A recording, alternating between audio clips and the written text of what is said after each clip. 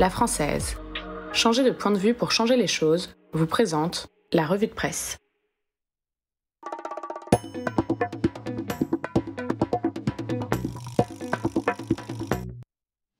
Allez Georges, on va parler de la crise en Ukraine et qui dit crise dit le plus souvent valeur refuge. Bonjour Jean-François, je n'apprendrai rien à un spécialiste comme vous en vous disant que l'or est la valeur refuge. En revanche, je peux vous dire que les crypto-monnaies ne sont pas une valeur refuge. La guerre enclenchée ces derniers jours a montré que le marché des crypto-actifs est de plus en plus corrélé au marché financier. Et il a subi comme eux une correction importante. Preuve en est, la capitalisation mondiale des crypto-monnaies est passée de 1650 milliards à 1500 milliards de dollars. Au moment de l'invasion, les 10 principales crypto-monnaies ont chuté. C'est le cas pour le Bitcoin qui a perdu 10% de sa valeur. Alors on oublie un peu ce côté un peu mondial pour se recentrer sur des nouvelles un peu plus locales sur l'immobilier. Oui, on va faire un peu de géographie. Est-ce que vous connaissez le rapport entre Trouville, Chamonix ou Lecce, une charmante ville du sud de la Corse ? Vous allez probablement me dire non, et bien c'est très simple, elles font partie des 46 villes qui ont changé de zonage, elles sont désormais B1 ou A.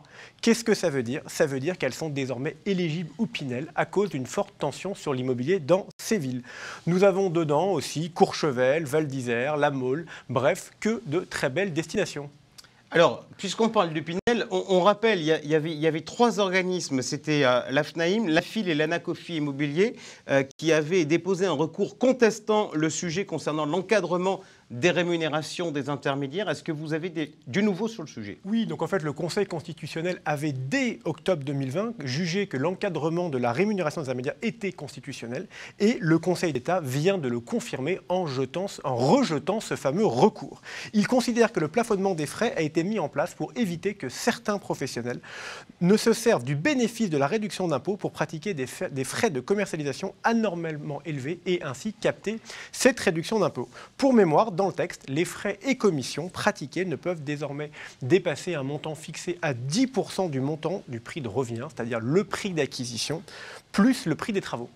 Alors c'est un sujet effectivement important pour les CGP qui font de l'immobilier, pour ceux qui font de la finance. Georges, quel est le mot-clé actuellement ? L'arbitrage. Norcia a sorti les chiffres de son observatoire du Conseil financier indépendant sur le 4e trimestre 2021. Il en ressort une collecte 2021 orientée d'abord vers le risque, puis vers la sécurisation, sans oublier une très forte composante diversification. On a pu constater un mouvement de pendule d'un trimestre à l'autre, notamment concernant les allocations en unités de compte. Le bilan sur l'année est cependant très positif pour les unités de compte, avec une collecte brute s'établissant à 57,5% en leur faveur, contre 49% en 2020. Allez, vous avez commencé votre revue de presse en nous parlant des cryptos, donc de l'international. Je vous ai ramené sur le territoire français par la suite. Vous voulez nous dire encore un petit mot sur l'international ? Oui, je vous ramène en voyage et cette fois nous partons ensemble en Inde. L'Inde est sans transition le nouvel Eldorado des gérants d'actifs mondiaux. C'est le dernier grand pays émergent qui fait de l'œil aux gérants d'actifs avec une hausse de plus de 26% l'an dernier pour l'indice MSCI India. Sur le plan économique, c'est le dernier grand pays qui n'a pas encore émergé avec un énorme potentiel de croissance. Il y aura tout simplement entre 450 et 550 millions de nouvelles personnes qui devraient rejoindre la classe moyenne dans les 10 prochaines années avant 2030. Certains investisseurs globaux commencent donc à renoncer à la Chine au profit de l'Inde. Et si on a envie de boucler avec le début de votre chronique, l'Inde est un très gros consommateur d'or. Allez, on conclut cette revue de presse par le traditionnel mercato. Oui, un mercato français. Et pour commencer, avec une nouvelle société de gestion, Remake Asset Management, fondée par Nicolas Kert et David Sexig, qui lance sa première SCPI intitulée Remake Live, un produit sans frais de souscription qui sera distribué exclusivement par des CGP et dans l'assurance vie. Nous avons aussi le rachat de Magellan par Magellan du groupe Turgot et de Turgot Asset Management. Dans les hommes, nous avons 2 nominations chez Perial, un nouveau directeur général adjoint, Laurent Boissin, et l'élargissement du périmètre de Laetitia Bernier, qui devient directrice marketing et commerciale.